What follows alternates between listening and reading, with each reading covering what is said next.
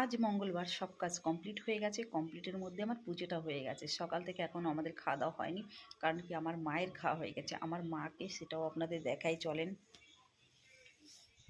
আজকে কারেন্ট নেই ঘরে, আর অন্ধকার। তো আমার মা এই যে এখানে মার কাছে আগে নিয়ে যায়। এই যে মা কালী। তো মা কালী সন্দেশ খেতে পছন্দ করে, আমি সন্দেশ দিয়েই পুজো দিয়েছি।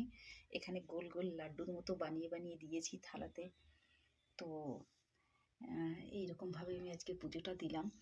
তো পুজোটা এখনও আমি প্রসাদ তুলিনি, আপনাদের দেখানোর জন্য যে কত কাজ থাকে সংসারে মেয়েদের, যে সকালে কোনো টাইমই নেই।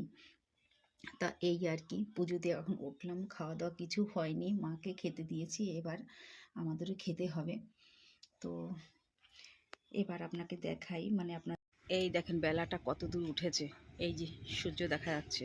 তো এখন কটা বাজে? 1:30 বাজতে গেছে, এখনও খাওয়া দাওয়া হয়নি।